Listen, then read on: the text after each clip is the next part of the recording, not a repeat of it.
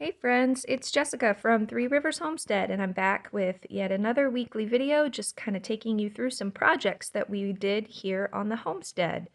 And so we were pretty busy in the kitchen this week. I decided to share with you a homemade from scratch vegetable soup that we made. We also made some fermented Tabasco sauce that I'd like to share with you. We canned pumpkin to make it shelf stable and ready for making lots of pumpkin pies and other pumpkin desserts this fall. And then we also freeze dried a bunch of herbs and did a few other smaller projects.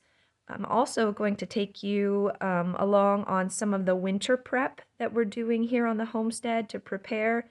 Now that it's October, there's lots of stuff that needs to be done to, I guess, prepare for the colder weather. But first, what I'd like to do is take you through my planning process that I do every Sunday afternoon to prepare for the week. So I did a full video on this process, I think at the end of 2021, but I just thought I'd show you in case you're new here. This is my planner. It's the Erin Condren Teacher Planner, and I'll have a link in the description. But I've kind of set this up so that I have an area to do my meal planning for the week. I do a meal prep area. This is for chores around the house. A section just for children and things we need to do, schoolwork that needs to be accomplished, and then any social media work I need to do. Over here I have a grocery list and then a section for weekend tasks that need to be accomplished. And every Sunday I sit down and I just kind of plan out my week. You know, I'm a busy mom. I've got 7 children, another one on the way. We manage a homestead. I have a bit of a social media business I'm kind of running here. I cook 3 meals a day from scratch. So if I am not organized and on top of all of my tasks, things can fall apart pretty quickly around here. So I want to encourage you to do the same. It's really helpful to get everything out of your head and just get it on paper. And so as you can see, this is what my week kind of looked like after I sat down and planned it out. I know all the meals I'm going to make. I know what I need to do to thaw things and soak grains and get everything ready for the next day's meals. I have all of the big chores that I want to get accomplished listed out, and I feel like I can start my week now with an organized thought process, and that is so important. One of the chores that I had on my list this week was to clean out chicken coops, and that sort of spiraled into us just doing a lot of winter prep around the homestead. It is now October as of the time that this video is coming out. It's getting chilly here in Ohio. We don't have a scheduled frost date in the forecast anytime in the next couple weeks.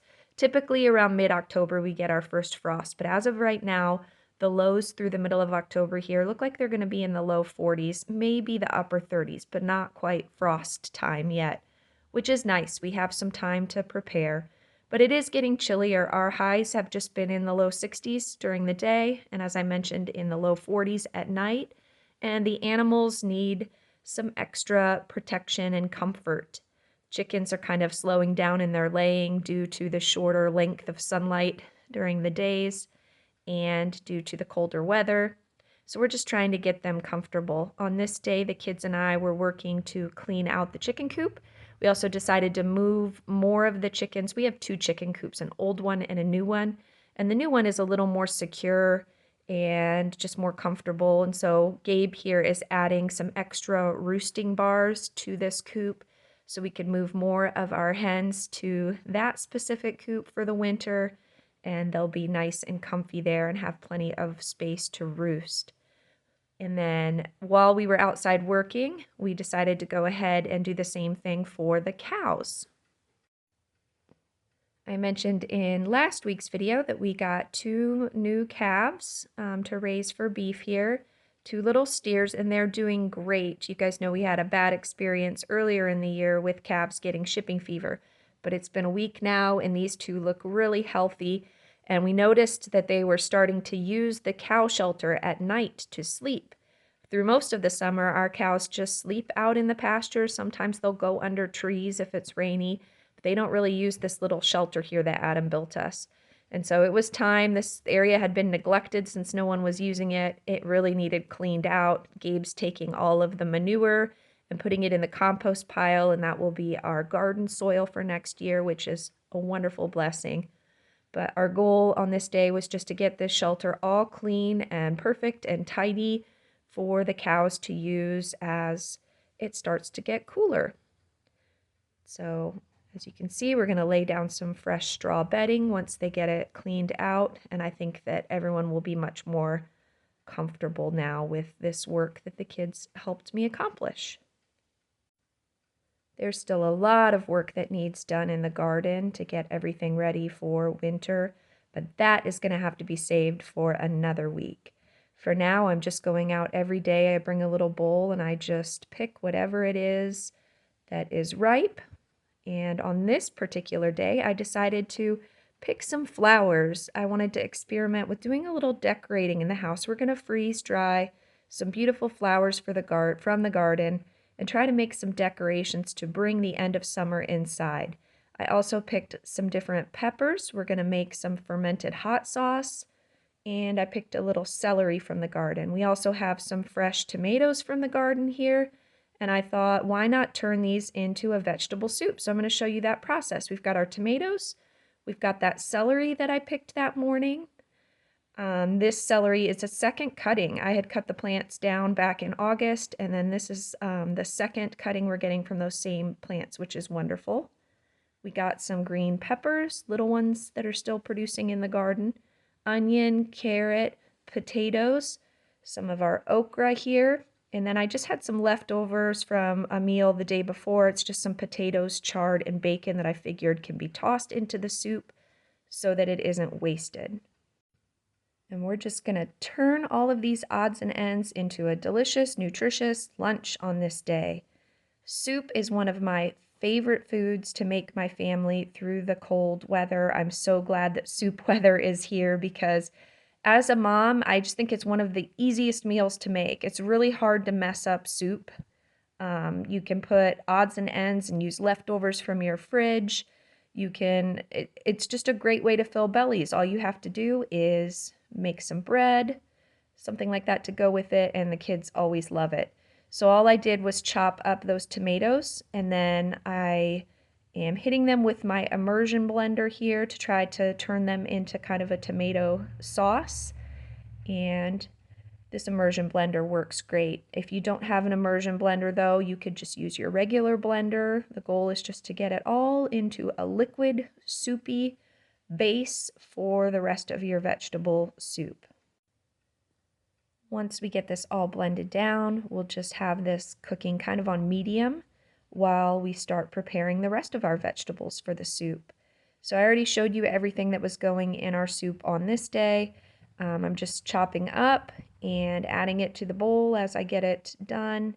And then the great thing about soup is that I can do this right after breakfast, after I get the kitchen cleaned up in the morning after breakfast, get this all on the stove, and then it can simmer all day while we're working on our school. And by the time we're done with school time, lunch is ready for us. Such a blessing to be able to have a quick, easy meal like this. It's really nutritious for the family, and that doesn't require a lot of my time in order to get it on the table. Once it gets cold enough that we need to run our wood stove during the day, I'll often just simmer my soup on the wood stove, and that's a wonderful thing. But we're not quite there yet. We need to season our soup, though. I've got some frozen garlic scape puree that I did last spring for you guys in a video.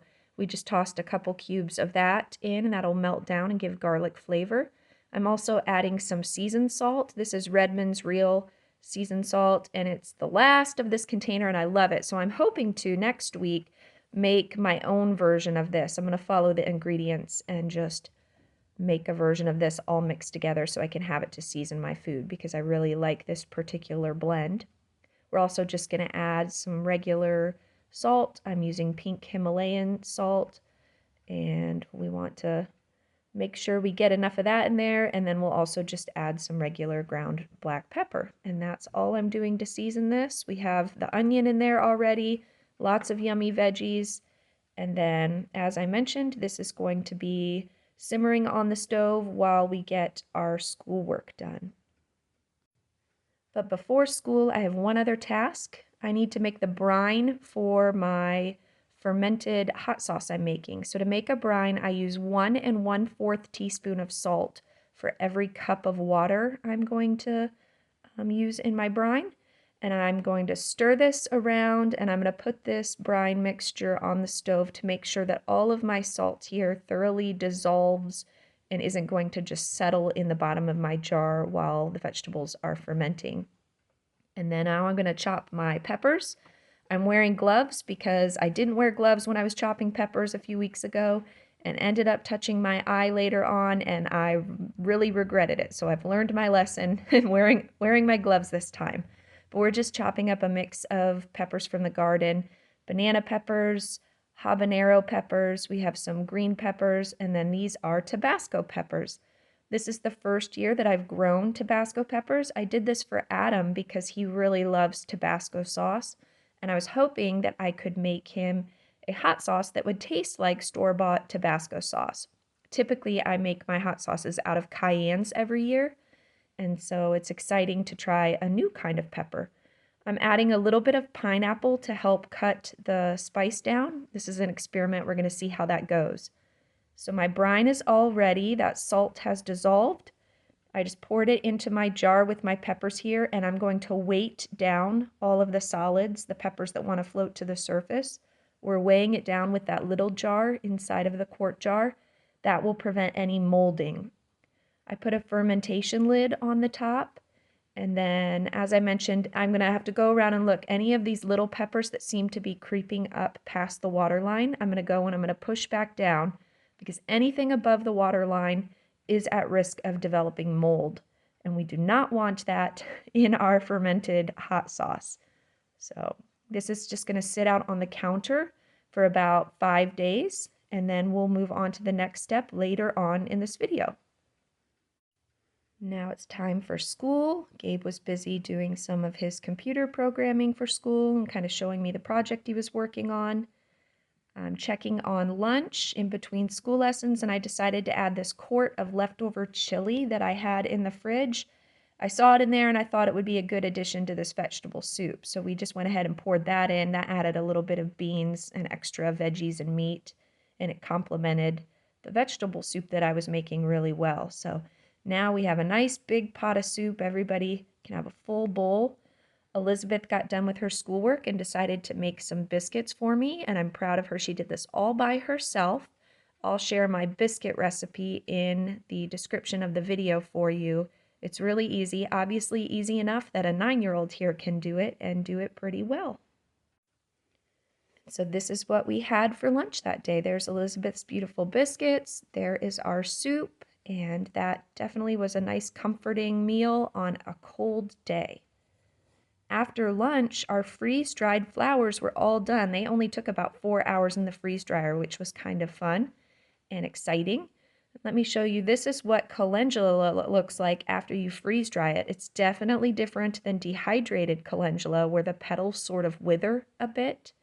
Marigolds also really hold up their shape well in the freeze dryer. Unfortunately, I was experimenting with these cosmos, and the petals are just too delicate. They just fall off of the flower, so that was a bust. That didn't work.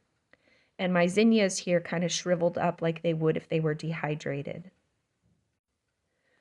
I'll often freeze dry things like calendula for my salves when I want to infuse things like oil with them. But today I decided to do something a little different. I wanted to play around with making some decorations for the house, just to bring a little bit of summer inside as the weather starts to cool and there's no more flowers outside. So Grace here loves any opportunity to use a needle and thread. So I'll show you what she's doing here in a minute. The other kids are busy playing a board game. Everybody is content, and we're just going to enjoy this project. So as I mentioned, Gracie is my little seamstress. She loves to use a needle and thread, so she jumped at the opportunity to help me with this little project. And what she's doing is she's just alternating calendula and marigolds, and she's going to make a beautiful garland here that we can decorate some window or doorway with here in the house, and I'll let Gracie pick where she would like to put it. In the past, I've strung up fresh flowers like this, like marigolds at the end of the season, But unfortunately, they only hold their shape for about 24 hours and then they wither and shrink up and they just don't look very beautiful. So freeze drying is a way for them to really retain their shape and their vibrant color, and I just think it looks so beautiful here. I love where Gracie chose to hang it, and we will enjoy looking at that and are definitely planning to do more decorating now that we know it was a success. Now we're going to move on to our next kitchen project that we did for this week. We're going to can some pumpkin. Pumpkins store really well just raw in a cold environment, a cold, dark environment, but unfortunately we don't have a functioning root cellar right now. And I really like to can my pumpkin so that it is convenient and ready for quick meals. And so that is why I'm going to be doing this today. So I have my pumpkin. I have 7 quart jars here that we're going to fill with our pumpkin. I have a bowl here to scoop out the guts, the seeds from the pumpkin. We've got a knife and a cutting board, and I've got a peeler here to peel off the skin of the pumpkin. And all I'm going to do is start by cutting off the top of my pumpkin here, and this will give us an opportunity to reach in and scoop out the guts. When the children saw me starting to do this, of course, the little ones asked, "Can we do that for you?" And I was happy to have them take over that task for me. So they're busy getting out all of the insides of the pumpkin, getting that all cleaned out for me, and that will not go to waste. I'm going to show you what we're going to do with those seeds later on in this video, but it's always nice to have so many helpers. So we're going to start at the top, and I'm just taking off the skins from the top of it and loosening then the rest of the insides of that pumpkin with a spoon, trying to get all of it out as much as possible. I've got my little helper here, and he's decided he wants to be a pumpkin head. And it's fitting here with my little red-headed boy, John. He's so cute. The pumpkin top matches his head. But the rest of the children here are just scooping this out. Once we get it completely cleaned, we're going to slice our pumpkin, and then we will just use a regular peeler. You can see Elizabeth working on that there.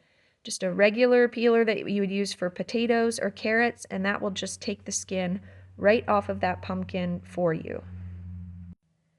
Now we're going to slice our pumpkin into cubes and can it that way. I know many of you are wondering, why can't you just puree it like you can get in the store and have canned pumpkin puree? And unfortunately, you can't do that with home canning equipment. There is no safe recipe for doing that with home canning equipment. The stuff you get in the store, they use commercial canning equipment to do that can get to much higher pressure and can make that pureed pumpkin safe. But the density of a pumpkin puree just isn't safe enough for home canning. So that is why we are cubing our pumpkin up. And then when we want to use this pumpkin, we can just drain it. We can reserve the liquid and then puree up the solids into a puree. So everything is in my jars here. We're just going to raw pack it with water. It's just room temperature water. And then we're going to get our lids on, and we are going to pressure can this for 90 minutes at our elevation. It's at 10 psi. And there we go. This is what it looks like. We've got the canner going. After it's all done, you can see my jars are still hot and bubbling. This will give me, each one of these quart jars will give me about 3 cups of pumpkin puree that I can use to make pumpkin pie, and we love to make pumpkin muffins as well. So that's a great way to have convenient meals on hand here throughout the fall. I'm very excited to have that done.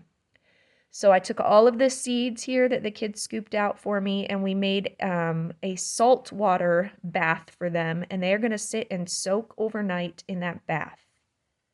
But now we're on to the next project. While that's soaking, I went out to the garden on this day and just decided to pick some different herbs and things that I need to get taken care of before the end of the gardening season. We've got some green onions here. We got the rest of the lemon verbena that was growing. We took a little sage out of the garden, some rosemary. I did pick 1 carrot. This was just to assess size, and my carrots are still pretty tiny for fall. So I'm hoping that October will give them a chance to continue growing and get a little bit bigger. And then we'll take these carrot greens, and we'll also just go ahead and freeze dry those and put them into something. We got some okra, extra okra, and lots of chard. Our chard did amazingly well this year, and we have way more than we can eat fresh, so we're going to preserve some of that. I really like freeze drying my herbs and greens versus dehydrating because I feel like the color remains so vibrant and the flavor of the herbs is just really intensified through the freeze drying process. Elizabeth here is using an herb stripper. See how easy that is to get all of the leaves off? I'll link that tool in the description. It's wonderful for that. I also like to use the same tool to get my kale off of the stems. It's extremely convenient. So that's what we need to do with all of these herbs. Someone here asked if he could have the carrot, and I was happy to oblige him. There's nothing like carrots fresh out of the ground. They taste way different than store-bought carrots if you've never experienced it. And so, of course, once one of them is eating it, the others want a bite too, and John was happy to share, which was really nice of him. So they're just going to enjoy that little carrot treat while we finish our work. So grateful to have all of these helpers. So now Elizabeth has moved on to the lemon verbena. She's working on getting all of those leaves off of the stems. John's decided that he's done with the carrot, but Benjamin doesn't want to let any of that go to waste. So they're working on that. I'm going to take that away. It's kind of a choking hazard for that little guy. And Elizabeth still hard at work. I'm going to start working on these green onions. All I do for my green onions is I just chop them into a little bit smaller pieces. And then once this is freeze dried, we will turn this into a green onion powder. It's just kind of like a milder onion flavor than a regular onion powder, but adds a little bit of flavor to our dishes throughout the winter months. That little bit of extra okra that we had, we'll go ahead and freeze dry that, and that will be added to a soup throughout the winter. And we really like how okra freeze dries. It's one of those things where the texture holds up wonderfully. All right, so let's do something with these pumpkin seeds. You want to soak your pumpkin seeds because it breaks down the phytic acid and makes it easier to digest. It softens the hull of that seed, and I just think it also intensifies the flavor of the, especially if you do salt water, it adds some flavor to those seeds. So we rinse them really well. This is 24 hours they sat soaking. And now Elizabeth is helping me pick off all of the leftover goo. She put it on a cookie sheet, and now she is going to add just a little bit of olive oil. And then she's going to massage that around and thoroughly coat our pumpkin seeds with that oil just to make sure all of them are covered. Don't need a ton of oil, just enough to kind of cover everything. While Elizabeth is busy helping, I've got my little guys over here in the corner, always keeping an eye on them. They're playing with Paw Patrol toys. It's always nice to just have them in the room while we're getting our work done. Let's see them happily playing together. Elizabeth is covering these now with a little bit of salt. And then every time we make these, we add different kinds of seasonings. On this particular day, we decided to use Old Bay seasoning. Sometimes we make them a little spicy and we might add like cayenne powder or chili powder. You could do whatever you want to season your pumpkin seeds. And then these are going to bake in the oven. I do it on 350 for about 15 minutes, and then I stir them around really well. And then I add them in for about another 5 minutes. And after that, they are all done. Nice, crispy, roasted pumpkin seeds. With just these two little pumpkins that I cut up, it's not a lot of seeds. It won't last very long, but it will make a fun snack for the kids on this afternoon. And pumpkin seeds are extremely good for you. They're high in a lot of vitamins and nutrients. And it's just a great way to keep the seeds from going to waste. We did set aside a few of those pumpkin seeds to save for planting next year. Don't forget to save your seeds. It's just as important as preserving your food. Yesterday's canned pumpkin is all done and all of them sealed, of course, because these are my favorite canning lids. I never have seal failures with them, and it just works out wonderfully. Elizabeth is labeling the year on these, and we'll get those on the jar. Okay, 5 days have passed, and our peppers here have been fermenting Fermentation is a process where you get probiotics in your food. It's really healthy for you. So this is just a great way to preserve food and make it a little healthier for you. So I'm separating the solids from that fermented brine, and I'm going to throw the solids here in my blender with just a tiny bit of vinegar. That's what's going to give me that vinegar flavor in my hot sauce. And be careful not to breathe this in. Whew, it was hot, and I made the mistake of standing over it to film it and taking in a breath. I've just got a jar here with a little screen on top. And what we're going to do is pour a little bit in, and then I'm going to take a spoon and kind of mash it against the strainer and try to squeeze all of the juice that I can get out of that mixture, as much as I can get. Now, I've made hot sauces many different ways. Sometimes I ferment it, sometimes I don't. I've done it with all different types of peppers. I've added different things in to sweeten and to flavor, and some of them Adam has loved and some of them he hasn't. And so this is just a little trial batch with these Tabasco peppers. I have 2 Tabasco plants in my garden just full of peppers. And if Adam likes this particular blend that I made, I will harvest the rest of those Tabasco peppers and make a larger batch. And spoiler alert, he did really like the flavor of this hot sauce. The pineapple was great at kind of cutting the heat and making it a little sweeter. And so here in the next few weeks, we will make a little more of that. I've got the brine left over, and that's just a fermented salt water with a little bit of a hint of heat. So that's great to save. I'll put it in the fridge, and I can add that to different dishes. That won't go to waste because that's a nice, healthy addition and some flavor to add to future meals that would be a shame to just pour that down the drain. So don't waste your brine. I have the dry parts of the solids here that I squeeze the liquid out of. I will freeze dry that and powder it, and it can be added to chili this winter. It'll be super spicy chili powder. And here is the hot sauce that I have left. Looks a lot like Tabasco sauce, tasted wonderful. A little too hot for my taste, but Adam likes things spicy, so that worked out great for him. And we'll just put that in the fridge, and I'll eventually transfer it to a better container for pouring, but that's just what I used to strain it out. Now our freeze-dried herbs are all done, and I'm going to show you what we're going to do with these. I love how much color was retained in the process. Gracie's using my mortar and pestle here, and she is going to pulverize this sage down into a powder for me. While she's doing that, I'm going to work on the chard. So we add this pulverized chard to smoothies a lot of times, just a little extra nutrient boost. There's our sage, smelling wonderful. She's really gotten that down kind of into a fine powder. We're going to pour that into a jar, and then that will just be added to our spice cabinet to use on whatever we want to cook with it throughout the winter. Now she's working on our rosemary and just doing the same thing. Meanwhile, I'm working on the green onions, got those in the food processor. There's our green onion powder, and we'll use this just like regular onion powder. Just remember it's a little bit milder in flavor. There we go. Getting our rosemary in a jar. Smells wonderful. She's asking me if I want to smell it. It's just very delicious smelling. The freeze drying process definitely retains a lot of that flavor, a lot more I've noticed than the dehydration process.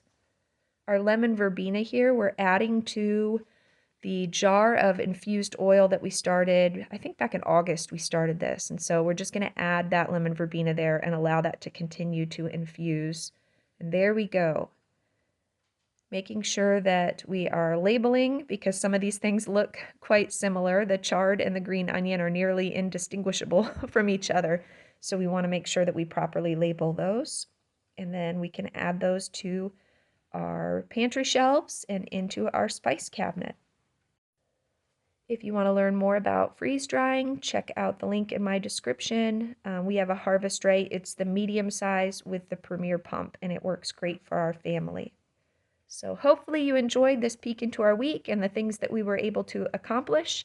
If you have any questions, leave them in the comments section, and I'm happy to answer them. And then until next time, we'll see you next week. Have a blessed week, friends. Bye.